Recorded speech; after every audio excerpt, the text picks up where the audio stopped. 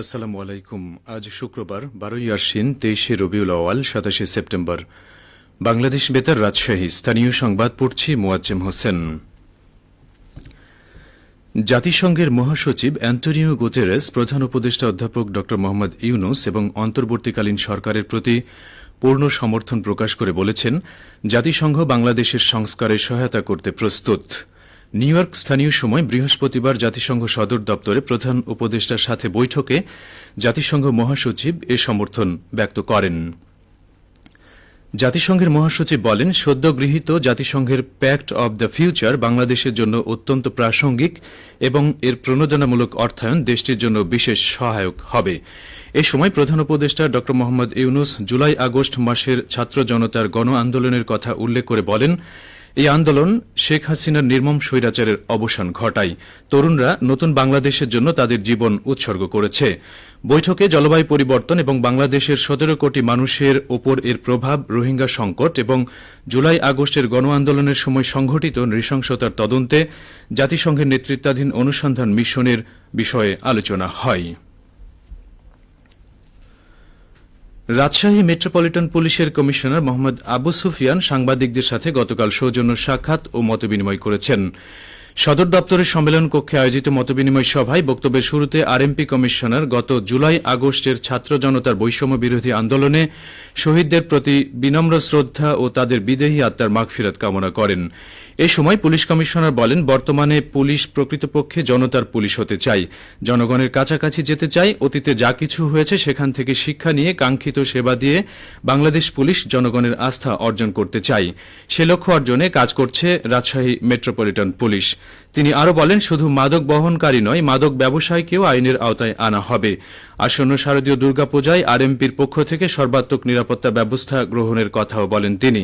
সাংবাদিকদের সত্য ও বস্তুনিষ্ঠ তথ্য দিয়ে সহযোগিতা এবং পুলিশের বিভিন্ন কার্যক্রম নিয়ে গঠনমূলক সমালোচনা এবং নিরাপদ রাজশাহী গড়তে পরামর্শ প্রত্যাশা করেন। রাজশাহী মহানগরবাসীকে শতকরা 10% রিবেটে হোল্ডিং কর পরিশোধে বিশেষ সুযোগ গ্রহণের আহ্বান জানিয়েছে রাজশাহী সিটি কর্পোরেশন। গতকাল রাসিকের এক সংবাদ বিজ্ঞপ্তিতে এই আহ্বান জানিয়ে বলা হয়, যে সকল হোল্ডিং মালিকগণ এখন পর্যন্ত পৌর করের বিল পাননি তাদেরকে নিজ নিজ ওয়ার্ড কার্যালয়ে 30শে সেপ্টেম্বরের মধ্যে যোগাযোগ করে কর পরিশোধ করে এই সুবিধা গ্রহণ করার জন্য বিশেষভাবে অনুরোধ করা হয়। মহানগরবাসীর সুবিধার্থে আগামীকাল শনিবার নগর ভবনের 306 নম্বর রুমে পৌরকর পরিশোধ করা যাবে। চাঁপাইনবাবগঞ্জের জেলা প্রশাসক কার্যালয়ের সামনে গতকাল থেকে সপ্তাহব্যাপী বৃক্ষমেলা শুরু হয়েছে।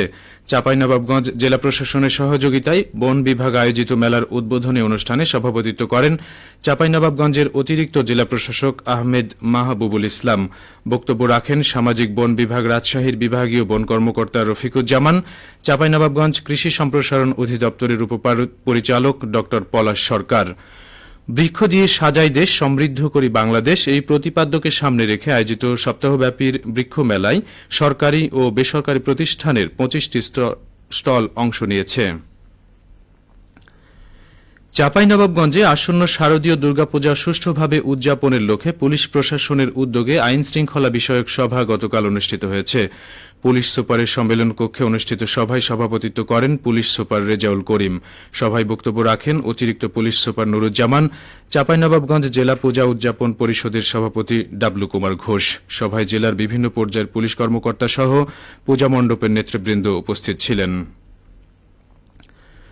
রাজশাহী মহানগরীর শহীদ নজমুল হক বালিকা উচ্চ বিদ্যালয়ের বার্ষিক ক্রীড়া ও সাংস্কৃতিক পুরস্কার বিতরণী অনুষ্ঠিত হয়েছে। গতকাল বিদ্যালয় হলরুমে আয়োজিত অনুষ্ঠানে প্রধান অতিথি ছিলেন রাজশাহী বিভাগীয় কমিশনার ও সিটি কর্পোরেশনের প্রশাসক ড দেওয়ান মোহাম্মদ হুমায়ুন কবির। বক্তব্যের শুরুতে প্রধান অতিথি বৈষম্য বিরোধী ছাত্র আন্দোলনে শহীদদের প্রতি শ্রদ্ধা জ্ঞাপন ও আহতদের দ্রুত আরোগ্য কামনা করেন। নারী শিক্ষার গুরুত্ব আরোপ করে তিনি বলেন, কঠোর পরিশ্রম ও অধ্যবসায়ের মধ্য দিয়ে জীবনে সফলতা অর্জন করতে হবে। শিশুদের মেধা ও মননশীলতা বিকাশের লক্ষ্যে লেখাপড়ার পাশাপাশি ক্রীড়া অনুশীলনের প্রতি গুরুত্ব আরোপ করেন তিনি। বিদ্যালয়ের ম্যানেজিং কমিটির সভাপতি রাসিকের সচিব মোহাম্মদ মোবারক হোসেনের সভাপতিত্বে অনুষ্ঠানে স্বাগত বক্তব্য দেন ভারপ্রাপ্ত প্রধান শিক্ষক মোহাম্মদ আবুল কালাম আজাদ।